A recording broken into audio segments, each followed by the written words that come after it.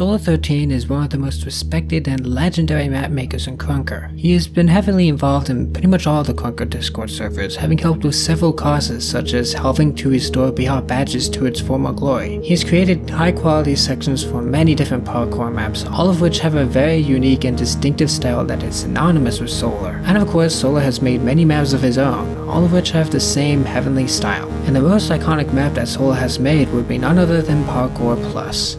Parkour Plus is one of the most iconic, if not the most iconic parkour map in all of Krunker. It has garnered over 1,700 well-deserved upvotes over the year and some that it's been out. There's no denying that Parkour Plus is legendary, and is what made Solar himself into a legend. I remember playing this map many months ago, back when the Krunker map list still had a favorites tab. I have many fond memories of playing this map, as well as getting pissed off because I suck at parkour and I couldn't finish the map. But even so, I still consider this map to be one of the greats, and I'm really itching to play it again after all this time, so I'm gonna shut up and play now. Okay, bye.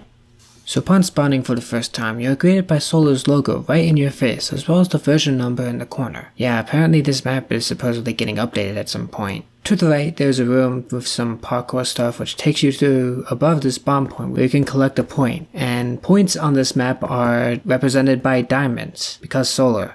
Gotta love it. There are also some invisible score zones at some points, but for the most part, they will be diamonds. On the opposite side of Solar's signature is the opening lobby area of the map, and this is the very area that makes this map as iconic as it is. This is awesome. The use of all the bright, dreamy colors with the bold and stylized buildings made of gold, ivory, quartz, whatever it is, it looks cool, I'm not complaining. Combined with all the white accents and the vibrant grass and water, it makes for a surreal, almost heavenly feel. If anybody asks who Solar 13 is, I'd show them this. This screenshot here, this view, is Solar. The holy architecture is Solar. The parkour is Solar. The diamonds are very much Solar. In fact, Solar himself is a diamond.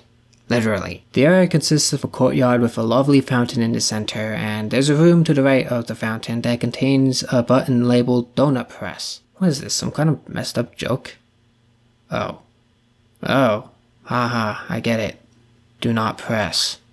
That was genius, you totally got my there. I totally didn't fall for that on purpose or anything. From the central fountain, you are guided along the path the map wants you to take, and with its use of leading lines and patterns, it expertly crosses that fine line between just telling you where to go and giving you no direction of where to go. It also entices you to move forward, and it even has a few hidden points here and there to pique your curiosity. And to top it off, it is, for the most part, very easy, with many milestones such as the tunnel, the various monuments, and the beginning of the corridor at the end of the first section. This first section of the map works to create this masterpiece in map design that perfectly introduces the player to the map, and I love it. It is just as good as I remember. After the player reaches the end of the aforementioned corridor, there's a portal that takes you to... Whoa, that's odd. It uses ramps instead of teleporters. It works, I guess. Forgot this map is old. This part of the map, rather than that goldish, whatever, is this whitish material, whatever it is. Some people call it ice, some people call it cloud, and it looks good. I don't care, it looks good. You don't need context as to what it's made of, just move on. This section is a little more linear than the first section, and it's roughly the same difficulty, if not a little bit harder. There are some well-placed secrets in several spots, such as the iconic bush point, and this one point behind the corner here. There's also a secret behind this little waterfall, as is expected from all waterfalls, and it's actually a whole separate parkour section. You gotta appreciate how much effort Solar has put into making this more than just another levels clown. You gotta appreciate how never mind, I'll go back to this part. All in all, another pretty fun part of the map. Even if it isn't as fancy or mind-blowing as the first section, it's still awesome. At the end of this section, there's this somewhat out-of-place stairs section that leads up to the ceiling, and jumping into it leads to the third section of the map. And it is at this point where I realized something. Something that has been nagging at the back of my head for the whole time I've been playing. This map isn't very good. Yeah, it's not a bad map by any means, but even with the nostalgia I have for it, I have to say I was disappointed. There are many flaws in the design that make no sense, and overall the whole map is just not the good map I thought it was, or at least as good as I thought. And this third section is what made me realize it. This section is relatively much smaller than many of the others, and it has this barn and a haystack and a tree, and another one of those fountains, and not much of anything else. The first little snag I ran into was the surrounding river of water. Throughout the map, it has been communicated to you that water equals point, or water equals secret. Basically, water equals good, or at least harmless. Hell, the fountain up here in this section gives you a point. But all of a sudden, no, don't touch this water or you fall right through. Because consistency doesn't matter. And every time you fall down, you have to take this rather annoying path of dirt platforms. Come on, Solar, seriously? This is the best you can do? And that's not even the main issue here. The real issue is the barn. This is easily the most unsatisfying, forgettable moment of the map, and consequently it's actually more memorable than a lot of the parts of the map because it's actually the worst part of the map, but whatever. Most of the map leading up to this point was wide and open, giving you plenty of room to breathe. But in this barn it's the exact opposite. It's small, there isn't much room to make the jumps, it's glitchy, and all in all just makes me feel cramped and even claustrophobic. It contradicts the map's open air feeling, and it just feels so out of place, like it's just an afterthought. And that's how I feel about this third section overall. It's easily the shortest, most bland, and most forgettable part of Parkour Plus, and it has opened my eyes to some of the other problematic parts of the map. From the very start, you have those two rooms to the right of the lobby, one leading to a diamond, and the other leading to that do not press button. On the left, you also have two rooms, but they're both empty. No diamond, no do not, nothing. Literally nothing here. They do appear to be placeholders for more than just nothing, but as of now, they're nothing more than nothing. Empty, pointless, unfinished space. In fact, I'd say this whole map has this unfinished feel, with several barren parts of the map which seems like they're leading you somewhere until they lead you straight out of this world. There are many very detailed pieces of architecture with rubble and fancy stairs. Then there are these empty, rough, blocky corners everywhere. There's the golden heavenly aura of the lobby, and right above is this dark, blocky mess of a cloud. Kind of ruins the atmosphere, don't you think? There are also many places where you can skip certain points very easily. For example, this point here with the trees, you can do it the normal way, or you can slide jump from the bottom. Or if you're really hardcore and you don't care about the points, you can shift jump a bunch of times and glitch up to the top of this little room thing and easily jump to the area from there.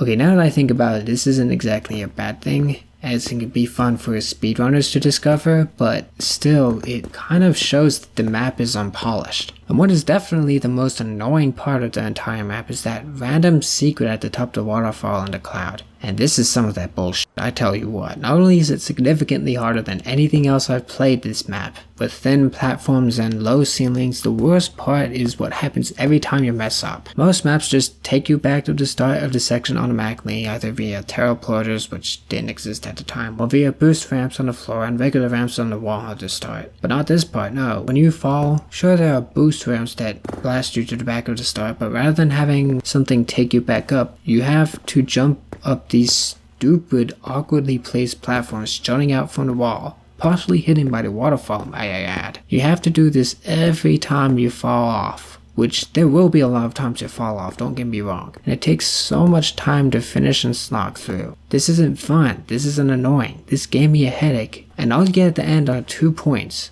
2 points, that's it.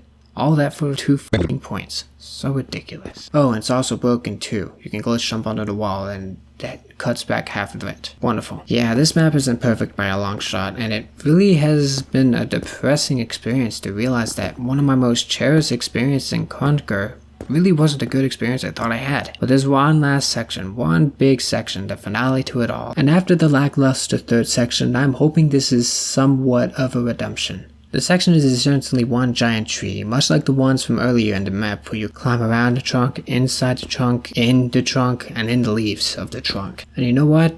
This part was actually pretty good. On the outside it does get a little confusing at some points, but as a whole, it's a very nice challenge. There's also this banana thing, which at first I thought was some cryptic art piece missing the tape. And I didn't figure it out until much later that you could actually make your way around the back and sort of wedge your way in and get a point. And there's the inside of the trunk, and there are a few different ways to go, all of which have points to collect, but there's one in particular that is noteworthy for an interesting reason. Behind this waterfall, there is a point where you can crouch and then get underneath and then glitch your way into the trunk wall, doing very tight parkour and leading to the inside of the treetop, which is the official end for the Parkour Plus. Now I'm kinda mixed on relying on Krunker glitches in the design of a map. If done right, such as in the Escape Room series, they can offer a layer of ingenuity and puzzle solving beyond what is often seen in regular parkour maps. But in this case, as intentional and big-brained as it is, this wall glitch thing just doesn't really make sense in this context. It's the only time in the whole map you're expected to do this, not to mention the fact that,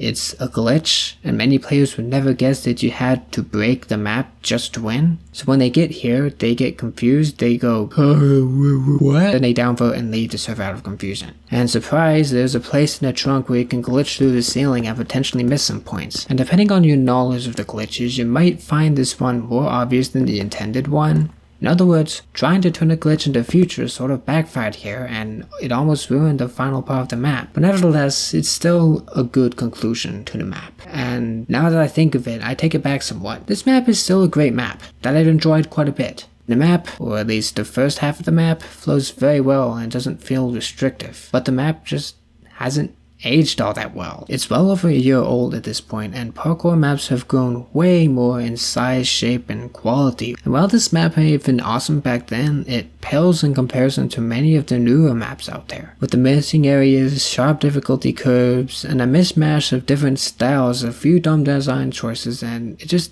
overall feels so disjointed and frankly incomplete. I guess I could say that I still like it, but compared to expectations I had before, I was disappointed. But considering certain circumstances, I can overlook many of these flaws and still appreciate and greatly enjoy the map for what it is. At this point, I think it's a good time to bring up the backstory of this map, which is paraphrased from what Solar told me in Discord. So Solar's first map was a hide-and-seek map called Atlantis Plus. A map I vaguely remember playing and enjoying. However, he posted a beta version of this map called Atlantis Plus Test for testing purposes, and he was planning to change the name of the map to remove the _test. Of course, he didn't know that you can't do that. Whatever name you pick, you're stuck with, and you can't delete maps either. And now there's Atlantis Plus and Atlantis Plus Test, and they both have around the same amount of upvotes, because nobody knows which one to play. So Solar decided to make the best of his mistake and take inspiration from it. So what he did is he started work on sort of a placeholder beta test map that he would continuously update with different map ideas each time. All it was at first was a small patch of grass, a tree, and a fountain very reminiscent of Atlantis Plus, and some parkour, because it's a parkour map. Solar then added the giant tree at the top before finally publishing the first prototype of Parkour Plus. And very few players at the time could beat the tree, so Solar then made the ice stage underneath to better introduce beginners, before eventually creating the legendary first section synonymous with the map. It's also good to note that this map was being made all the way back in 2018 and early 2019. Back when grouping wasn't a thing beyond an experimental script that would later officially become the advanced tab of the editor. And there was no option to change the depth height either, so that meant Solar had to painstakingly move every single cube, score zone, ramp, and pretty much every object upwards individually so he could build the stuff underneath. Yeah, Krunker in 2018. It was a special time. All in all, this explains a lot of the oddities of the map, like how some parts of the map just don't seem to fit with the rest of the map, and how the quality of map sort of decreases over time. And it really does provide a timeline of the development of Solar's skills as a map maker, from humble beginnings to, well, this. It's also proof that sometimes the best way to make maps is to just wing it and iterate, and along the way, with the help of beta testing and player feedback, you might just make some breakthroughs that completely change how map making can be approached. Unfortunately, Parkour Plus didn't do the best job at tying everything together, and it feels more like 4 maps in one than one full map. But it doesn't really matter. Most of the flaws of this map can be attributed to the fact that this map is old. It was one of Solar's first maps, and it was made during Krunker's relative infancy, where it was much harder to make maps. And to its credit, the map made the best of what it could at the time and wound up being one of the most influential parkour maps on Krunker. And needless to say, with all the knowledge and experience Solar has now, I'm very excited for the update coming to the map. If it comes.